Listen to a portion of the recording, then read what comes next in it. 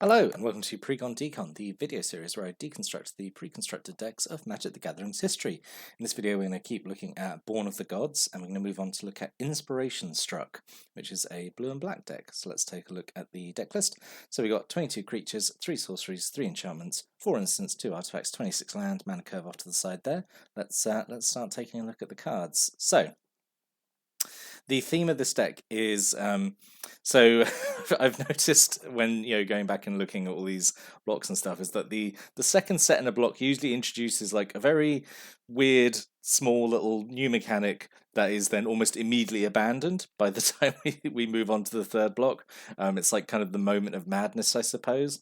So yeah, what we have in Born of the Gods is Inspired, which I think showed up only, I think it was in every color, but I think mostly in blue and black, hence why this deck. So let's see an example of Inspired. So an Arbiter of the Ideal, which is the foil face rare, 4 and 2 blue for 4/5 flyer, which is fine. So Inspired, whenever Arbiter of the Ideal becomes untapped, and that's the Inspired trigger when it becomes untapped. For any reason, so that can be during your untap step, or if you find other ways to untap it during play. So when it becomes untapped, reveal the top card of your library. If it's an artifact, creature, or land, you may put it onto the battlefield with a manifestation counter on it, and it is an enchantment in addition to its other types. Yeah, weird to say that the manifestation counter almost doesn't matter. Like it's not like the permanent. It's such a weird rules thing, but like the permanent doesn't. It's not like, oh, it as long as it has a manifestation counter, it counts as being enchantments. Like they're two separate things, which is very, very strange to me. So if you ever found a way of getting the manifestation counter off it, like it changes nothing, which is just very weird to me. But anyway, weird rules trivia aside, this is sort of okay, I think. So 4 and 2 blue for 4/5 flyer is kind of alright stats, and so whenever it becomes untapped, you get a chance of basically getting a free play, essentially, either getting a free artifact, a free creature, or a free land, which is sort of the majority of the deck is either land or creatures, so pretty likely to hit this each time, I think. The thing is, and I think it's going to be a theme going forward with all these inspired triggers, is it's actually very, very similar to the untap abilities back in Shadowmoor and Eventide, where you have to put effort into getting it tapped in the first place. Now, this deck actually does have quite a few effects that let you tap your inspired creatures down, which is okay. So you don't have to like always be attacking with them to get them tapped, and then then they untap with the inspired ability.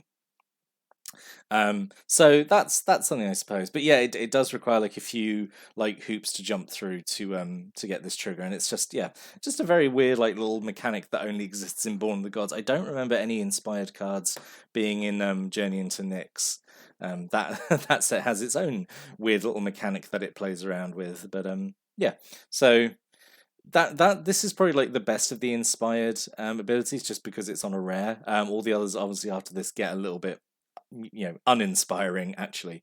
So let's look at Eerie Worshippers. So 3 in a blue for a 2/4, which is it's fine. It's Pillarfield Ox stats. So it has inspired, so whenever it becomes untapped, you can pay 2 in a blue. If you do, you create a 2/2 flying bird enchantment creature, blah blah blah blah, which is okay. My problem with this is, so like say, right, you need to get this tapped, and say that's either attacking or one of the other cards in the deck that let you tap it down. So let's say this untaps, during your untap step, but that's happening before you draw. So you sort of, I don't know, you sort of run the risk here of like it untaps and like, oh, it's untapped, I'm going to pay my 2 and a blue to get like essentially like a free Windrake, essentially. Well, not a free Windrake, but it's just a Windrake token. But then you draw and just like, oh, I just drew a card that I'd much rather play this turn, but I had to kind of commit too early to do this ability, I suppose. Which is it's okay, I suppose. But yeah, there is always the chance that you spend a significant portion of mana, because 3 mana is like quite a fair amount in the deck. Yeah, and then you might not have the mana to cast then what you've just drawn in your turn. So I don't know. But so you've got like a few effects in the deck that can sort of like untap at instant speed as well. So you could do this like at a time when you can use the effect at a better time, but then the effects that untap it also cost mana, so then you might not have the mana then to use the ability. It's all a bit of a mess, honestly, with the inspired effects, honestly. And Forlorn Sudama is along the same lines. So 3 and a black for a 2/1 intimidate, which feels very expensive anyway. And again, when it becomes untapped, you can pay 2 and a black. You make a 2/2 black zombie enchantment creature token. I love the art on this. It's super creepy. It's a zombie that's stealing children, which is pretty dark. But yeah, this is just straight up worse than the Eerie Worshippers, I think. It's a lot more fragile, although it has got like an invasion ability, so maybe it wouldn't be so bad to attack with it, get it tapped, and keep it safe.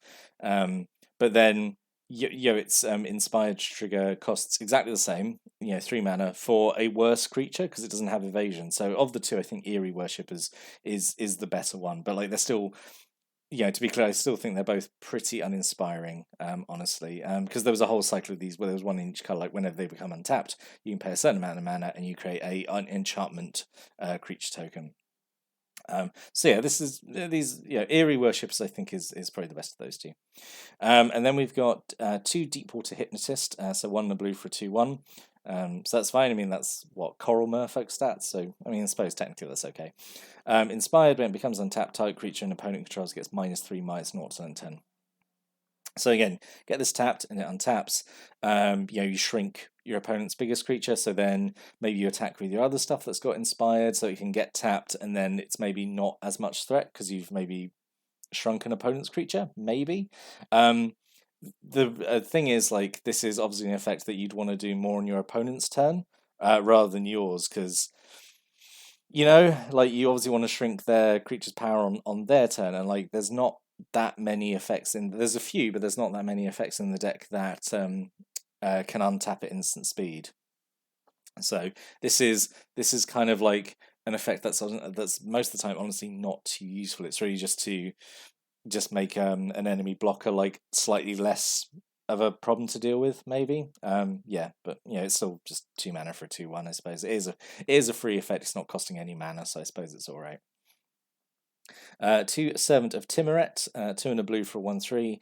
Inspired, whenever it becomes untapped, each opponent loses 1 life, and you gain life you gain life equal to the life lost this way. So this is kind of a slow, grindy way, I guess, of slowly draining someone's health.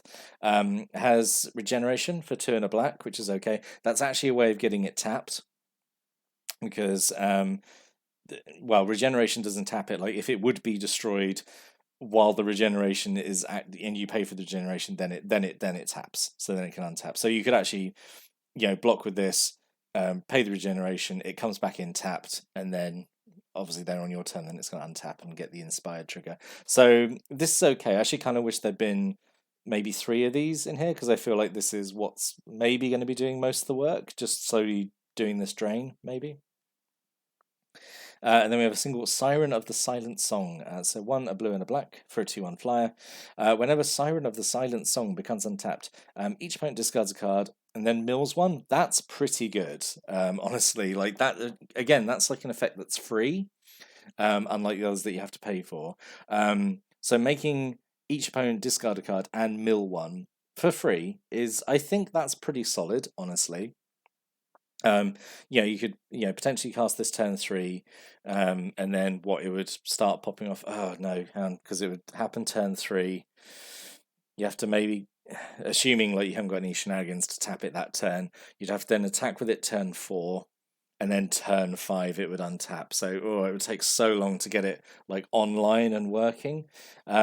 But it's I guess it's still like a 2/1 flyer for 3, right? So at least it has evasion. So maybe you feel a bit safer attacking with it, getting it set up to untap. I suppose that's why it really reminds me of the Shadowmoor Eventide stuff with all the untap abilities. Like you have to really kind of like do really like work stuff out, like how you're going to set things up to get the benefit of these abilities. Two Sphinx's Disciple, 3 and 2 blue for a 2/2 flyer, which is obviously overcosted, but it's very straightforward. When it becomes untapped, you draw a card, which is sure, that's fine. Again, having evasion means you're safer to swing with it and get the inspired trigger. Yeah, that's fine.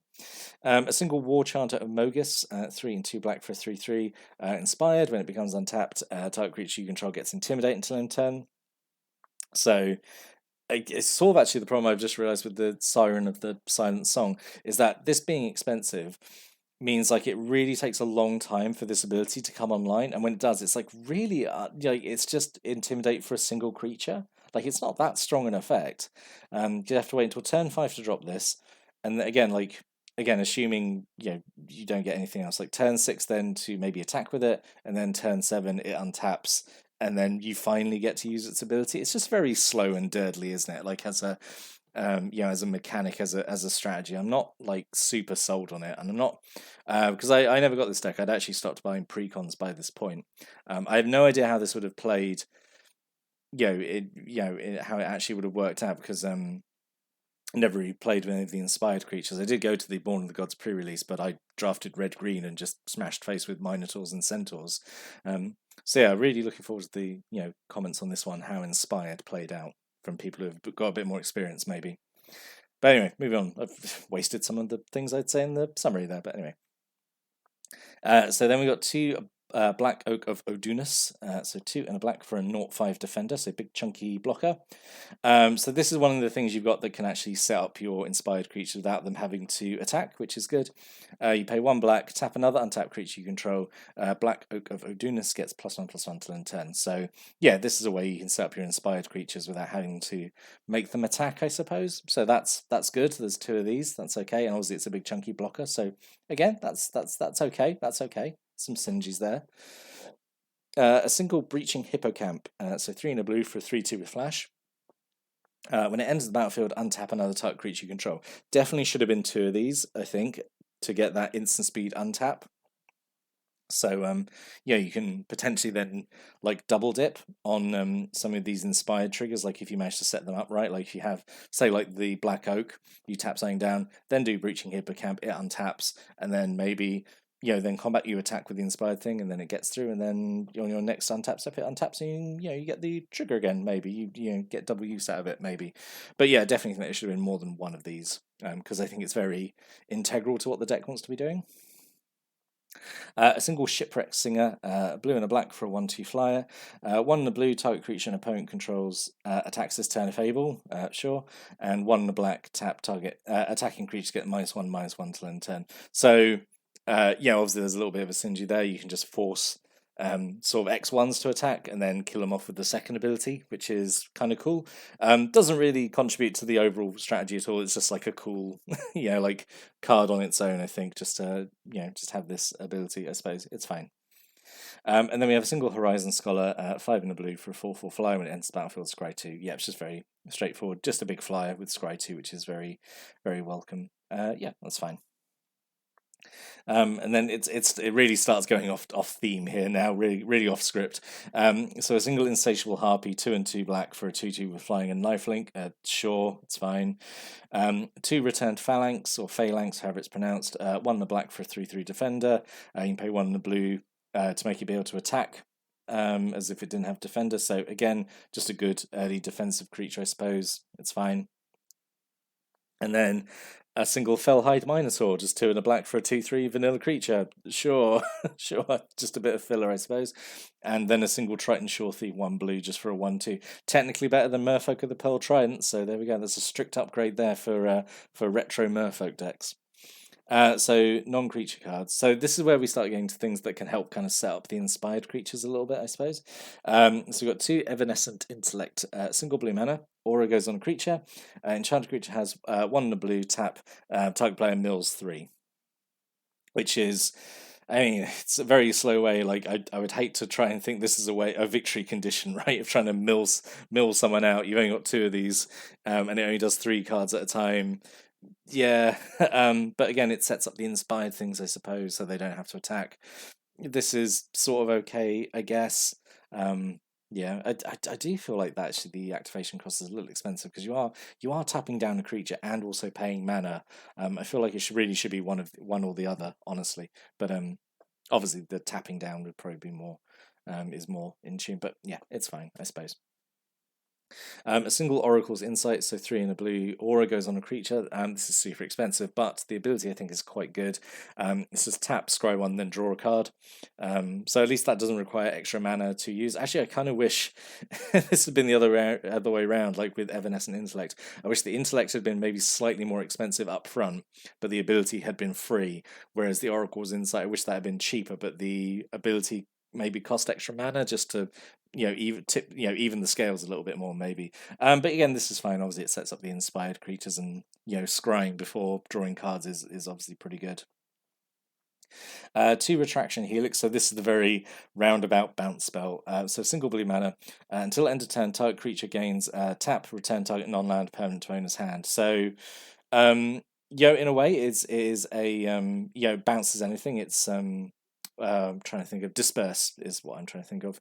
It's disperse, but for only a single blue mana. But if you read it as like, oh, as an additional cost to cast it, tap an untapped creature. If you find multiple ways to untap untap the creature multiple times in turn, you could potentially get like 2 bounces off this, which would be really good. Doing this, bouncing something, breaching Hippocamp, and then do it again would be pretty good, I suppose. That'd be all right. So yeah, this is kind of like it's a fun little strategy. Like if you can get it to work, I think it's very satisfying. A single Siren Song Lyre, 2 mana artifact. It's equipment. Equipped creature has 2 tap target creature. So this is a way you could actually set up 2 inspired creatures because obviously the creature you've equipped taps down to use ability, and you could tap down one of your other creatures possibly if you wanted to do that. But obviously the intended use is to use it as a kind of master decoy ability and tap down an opponent's creature. A single Springleaf Drum. So this is a reprint, I think, from Lorwyn, which is interesting. So 1 mana artifact, tap an untap creature you control, add 1 mana of any color to your mana pool. So again, another ability to set up your inspired creature. So there is actually a lot of ways in here to so you don't have to risk them by attacking. But then I don't know if you're doing that, then like. Are you winning? I suppose I don't know. It just feels like a very slow, grindy way to play the deck, I suppose. And then this really annoys me. So the other round deck is Curse the Swine. So like in the last deck we looked at, the Gifts of the Gods, it uses a rare that's already been used in block, and it's so annoying. And like, I get it. Like it's a good card. Like it's let's talk about the cover. So X and double blue, you exile X target creatures. For every creature exiled this way, the controller makes a piggy, which is fine. So it's like a blue polymorph like board wipe spell, which is it's fine because obviously you'd much rather get rid of their creatures and have them deal with and have them have a 2/2 pig instead, which is obviously much easier to deal with. It just really annoys me because there were some like okay rares in set that could have been used instead. So it just feels really weird to like repeat a rare from a previous deck. I'm really not like a fan of it, honestly, and I think that's kind of maybe why I said I'd stopped buying precons at this point. I think this is kind of why, like, 'cause it felt like a bit of a dip in quality, honestly, because these decks are full of like, especially the last one we looked at, the Gifts of the Gods. It was like full of like vanilla creatures, and like the rares weren't so good, and just like it didn't feel like great value for money to buy them, which really annoys me because I have said it before. I'm going to go really off tangent here, but like I do feel like these decks should be like a valid purchase for anyone at any level of play. Like, a new player should be able to pick this up and feel like they've gotten a good deal, right? They should be able to play it out of the box, be like, oh yeah, this is a good card. I like these cards. This is a good deck.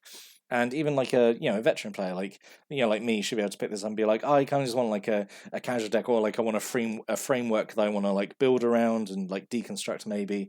And I don't know, when it starts repeating rares and stuff from previous sets, it just feels, I don't know, it just feels lazy, honestly, and just really annoys me.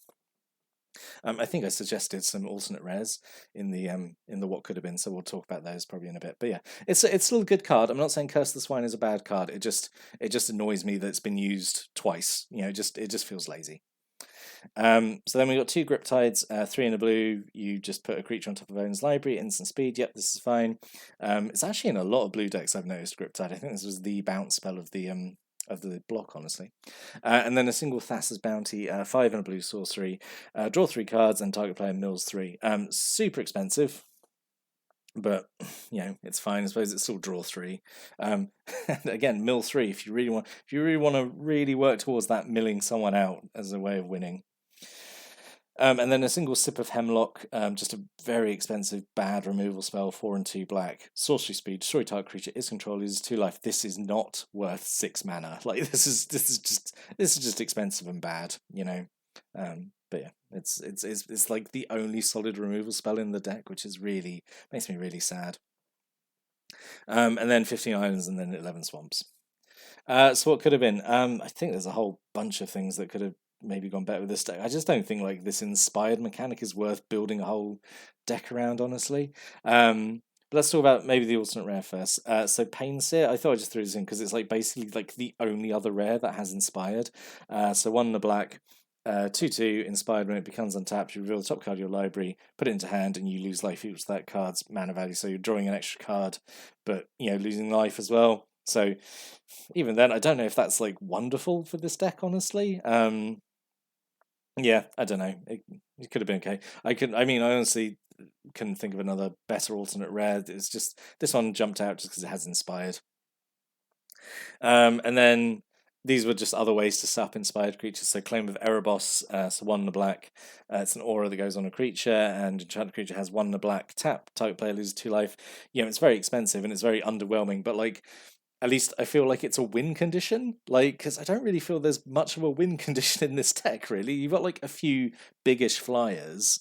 I think that's maybe the intent. You've got like the Arbiter of the Ideal is a big flyer. You got the Horizon Scholar, who's a big flyer, and then maybe you got the Eerie Worshipper, Mystic things, whatever they are, who make like the bird tokens. So like maybe flyers is the win condition, but like I don't know. This at least is another way of just kind of like chipping away and setting up inspired triggers, I suppose. And then Crypsis, 100% should have been in here. So 1 in the blue, target creature you control gets protection from creatures your opponents control until end turn. So really good ability just to essentially make something unblockable and untargetable by your opponent's creatures, which is really good if you're attacking with one of your creatures with the inspired trigger that like you want to set up and like you don't want it to die, so you do this, and also it gets untapped because of Crypsis. So you swing with your inspired creature, cast this, it can't be blocked, and it untaps. You get the inspired trigger. Why was this not in the deck? I don't understand. It's like pretty perfect, honestly. So in summary, yeah, I think this one's honestly, I don't know, like I just don't think inspired is like a good enough mechanic to build a whole deck around. It just feels like a bit of a mess. I feel like it would be very, very dirtly and like maybe frustrating to play. Like I don't feel like I don't know. You could have like the dream turn, right, where you set up like all your inspired triggers and like they all go off. But like even then, like most of the inspired triggers are honestly like pretty underwhelming. Like I can give that creature -3, -0, and I can give one of my creatures intimidate and okay, and like I drain you for 1 life. Like that wasn't worth the setup, yeah, so I'm not really blown away by this one. I'm really not a fan of it, and also using like the duplicate rare, like the Curse of Swine, which I say is not a bad card. It is just I hope you get where I'm coming from. That is just annoying that it was used in a previous deck and it's been used again here, which it just feels lazy. Because it is, I think that's the first time it's happened. Honestly, in all these reviews, like these last 2 decks I've looked at, is the first time where rares have been reused, which is, yeah, I don't know. It's just very, very frustrating. Feels very lazy. But yeah, those are just my thoughts, my my vent about this deck. I'd love to hear other people's opinions about this deck and like the inspired mechanic. Like, if you want any stories or thoughts or comments or opinions about this deck or any of the cards in it, please leave a comment below. I said really interested in people's comments and thoughts on this one. Because I feel like I'm just not getting it. Maybe there's something very vital about inspired that I'm missing. So we'd love to hear maybe first-hand experience from people who did use it in games and whether it worked or not, or whether it was as dirtly and unexciting as it looks. But anyway, whatever. So yeah, that was the Inspiration Struck deck. So next time I'm going to be back, going to look at another Born of the Gods intro pack. But until then, thanks for watching and listening, and have a great day.